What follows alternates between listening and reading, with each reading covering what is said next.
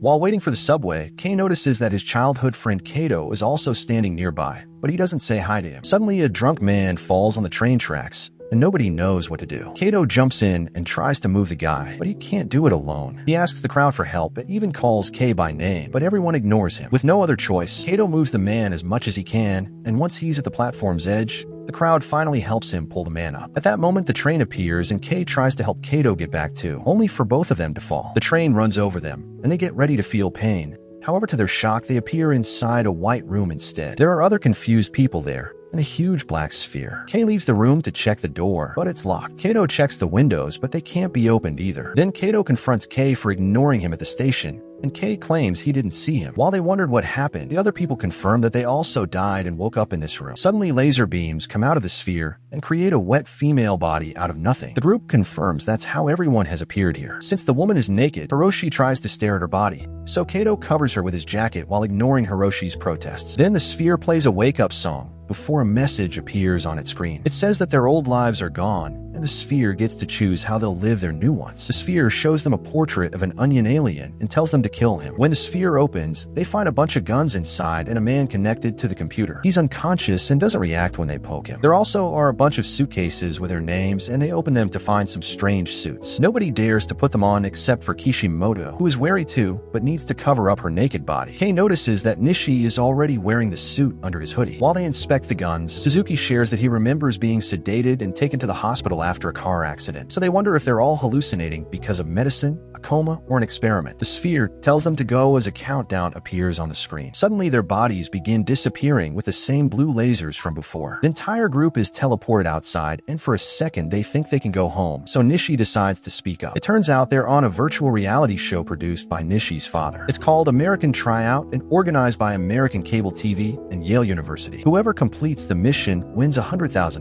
Nishi confesses he asked his father to put him on the show on purpose. Kei sees a child nearby, and Nishi confirms that's the onion alien. They have 20 minutes to kill him, so most of the group goes after him. However, Kishimoto, Kei, and Kato stay behind. After a short chase, the group manages to surround the kid, who pretends to be innocent before shooting slime from his nose to distract them and run away. Kei and the others are searching the area and notice there are no other people around. It also feels like they're walking in circles. Suddenly, the chase passes by their side, so Kato and Kishimoto decide to follow it. This time, it takes the group much more running to corner the boy again in a garage. Hiroshi shoots his gun, and a blast of light makes the alien's arm explode. The boy responds by slashing the legs of 3 of the men, who furiously shoot their guns at the same time. The alien explodes and covers them in blood, causing Suzuki to throw up. Hiroshi thinks this is fun and starts shooting at the body repeatedly, causing more blood explosions until Kato stops him. At that moment, a very tall man appears behind them, and Hiroshi insults him. So the man cuts his leg off. Then he lifts him by the head, so Hiroshi shakes his arms trying to break free. This knocks off the man's wig, revealing he's also an alien and the boy's father. 2 guys open fire, but the man uses Hiroshi's body as a shield, and it soon explodes. Then the man reveals huge claws and proceeds to kill everyone in the garage except for Kato. Kate hears the screaming and follows it to find the alien about to end his friend too. But suddenly Kishimoto tackles the man and sends him flying against a wall. Her suit is glowing blue, which means it's providing her with improved strength and speed. When the alien recovers, Kei rushes to hide behind a van. The alien hits Kato and Kishimoto, sending them flying at the same time. However, Kishimoto is unharmed thanks to the suit. Seeing this, Kei opens his suitcase but finds it empty. When the alien comes after him, Kei sneaks around a van and hits the man on the head with the suitcase from behind. Furious, the alien roars and breaks the street light bulbs. He raises his arm to attack Kei, but at that moment a bunch of wires appear and twist around the alien to trap him. Then Nishi turns off his camouflage and tries to give a gun to Kei, saying he was creative with the suitcase so he deserves the point. Kei raises the gun, but he doesn't dare to shoot, so Nishi takes it back and kills the alien himself. Afterward, the 4 of them are sent back to the White Room without any bloodstains. To their shock, Suzuki appears as well, and Nishi explains that as long as they aren't fully dead, they'll be brought back and injuries get healed no matter how serious they are. He refers to the sphere as Gantz as the countdown finally ends. Then it assigns points for the mission. Everyone gets 0 and insults except for Nishi, who gets 5 and has now accumulated 79. The pictures of the men who died in the garage are added to the long list of all the people who have been dying in this show. Nishi explains their mission is to kill space invaders and calls a few deaths awesome, causing Kato to grab him by his hoodie and ask why he didn't help them. Using the suit's strength, Nishi painfully removes Kato's hands while calling him a hypocrite. He only stops when Kei threatens to shoot him. Kei wants more answers, but then Gantz glows and everyone disappears. The next morning, Kei wakes up in his bedroom and assumes everything was a dream. However, at the subway station, he sees a sign about 2 passengers getting hit by the train. Later at college, some students talk badly about Kei, while Kojima secretly draws him. After class, she tries to befriend him, but Kei doesn't pay much attention to her. In the afternoon, Kei tries to visit Kato at his old address, but the building has been replaced by a parking lot. Then he searches the street where the mission happened and finds the walls destroyed by the alien, but the garage is empty and clean. At that moment, Kishimoto arrives and says she remembers everything too.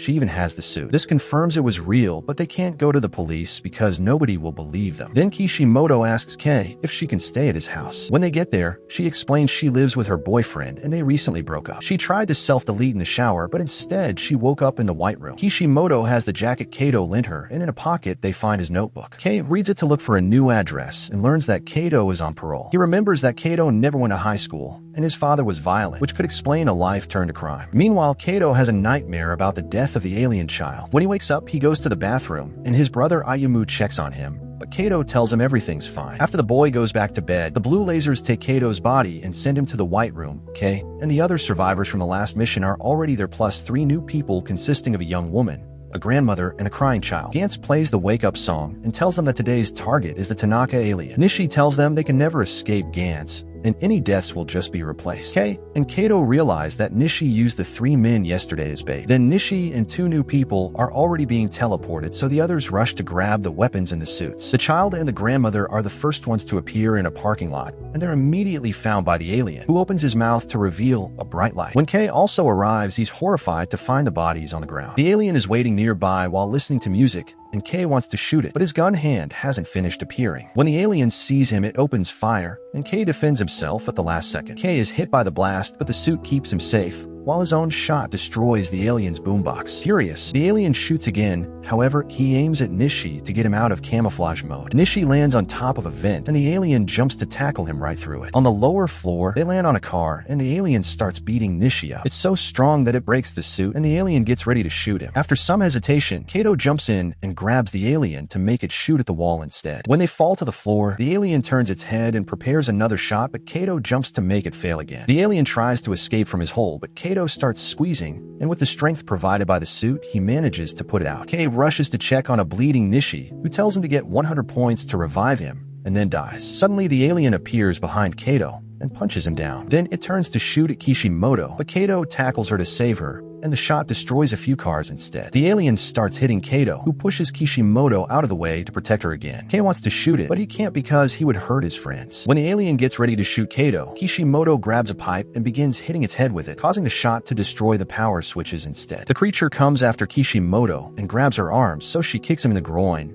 but nothing happens. It throws her away, and Kato catches her just in time. Afterward, the alien chases after Kei and corners him against a car to start hitting him. Kei's suit begins inflating and gives him enough strength to punch the alien, making it crash against the ceiling. When the alien tries attacking him again, Kei begins punching it against a car, and they end up falling through the window. Now the alien can start hitting it again and opens its mouth to prepare a shot. However, Kei covers it with his gun and shoots to destroy its head from inside. The alien dies with a small explosion that destroys the car too, and the others worry as they start to disappear. Kei has lost a leg and an arm, and has to helplessly watch how the car's leaking gas touches the broken power box, causing a bigger explosion. In the White Room, Kato demands to know what happened to Kei. Gantz then activates and brings K2 in perfect health. Nobody gets any points except for Kei, who gets 7. A message says there are 93 points to go before adding today's deaths to the collection. Kei asks what happens when someone gets 100 points, so Gantz explains they can choose between resurrecting any player they like or wiping their memory and being released. The next morning, Kei wakes up with the suit still on,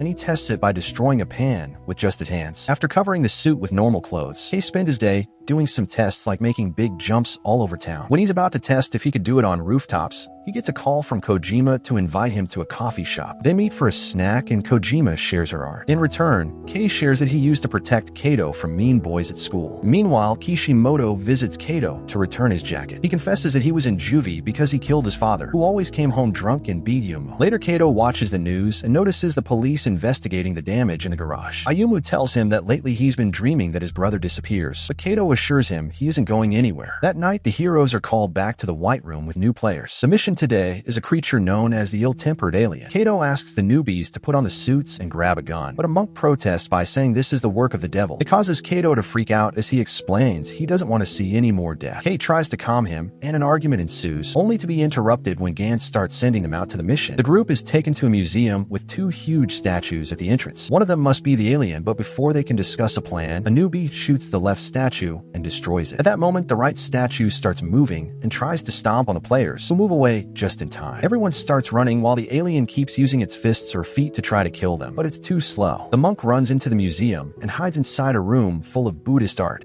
where he starts praying. Whenever he closes his eyes, the statue in the room gets a little closer to him. Outside, Kay circles the statue to try to get the killing shot, but it jumps high and lands with such strength that the shockwave sends everyone flying. Hearing all this, another terrified newbie hides in the same room as the monk. Kay tells Kato to evacuate the others before going after the statue again, jumping very quickly to dodge the kicks. Then Kay slides under the statue and shoots at its leg, causing the limb to explode and the statue to fall on top of another newbie. Now that the statue is weak, Kay shoots it in the face and causes a huge explosion that kills the alien. He's very proud of himself, but Kato calls him out because he got a player killed. Kay says it's Kato's fault for not evacuating everyone as he asked. In the White Room, Gantz's timer resets. At that moment, a severely wounded newbie comes out of the museum, and the group concludes there's another alien.